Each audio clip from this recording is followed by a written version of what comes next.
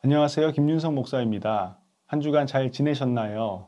이번 한 주도 은혜의 보좌 앞에 나아가 예배하는 가정 되시길 소망합니다. 지난주 우리는 제사에 대한 이야기를 나누었습니다. 예수님이 오시기 전 이스라엘 사람들은 동물의 희생 제사를 드렸습니다. 자신의 죄를 동물에게 전가시키고 그 동물이 희생함으로 우리의 죄가 사해졌습니다. 그러나 문제는 그렇게 사해진 죄를 우리가 다시 반복하는 것이었습니다. 죄를 반복할 때마다 제사 또한 반복해야 했습니다. 동물의 희생 제사는 그때에만 적용되는 일회성 제사였습니다.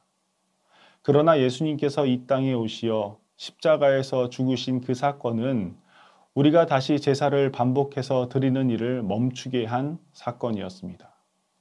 죄가 없으신 예수님께서 우리를 위해 죽으신 십자가 사건은 단 한 번 드려졌지만 죄를 사하는 제사의 유효함은 영원했습니다. 이 제사의 영원한 유효함은 우리가 예수님께 기도함으로 우리의 죄가 사해지는 일이 되었습니다.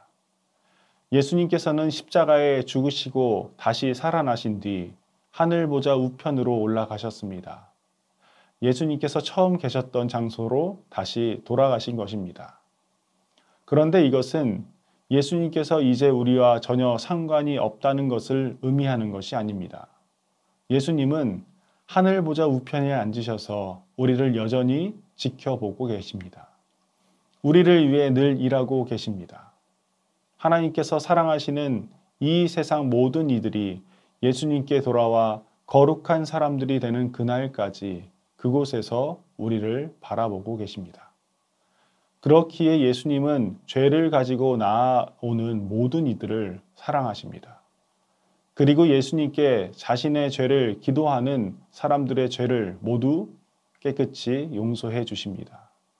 그렇기에 우리는 언제나 우리의 죄를 주님 앞에 고백하는 사람들이 되어야 합니다. 예수님 앞에 우리의 죄를 고백하는데 두려워하지 말아야 합니다. 예수님은 죄를 가지고 예수님 앞에 나아오지 않는 이들을 안타까워 하십니다.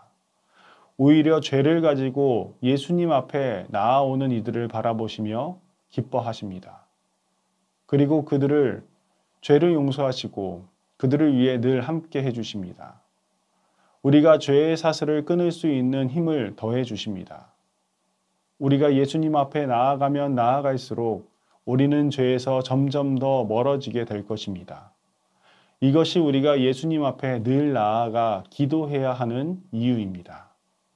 여러분의 가정이 기도할 때 하늘의 문이 열려 은혜의 빗줄기가 내려올 것입니다.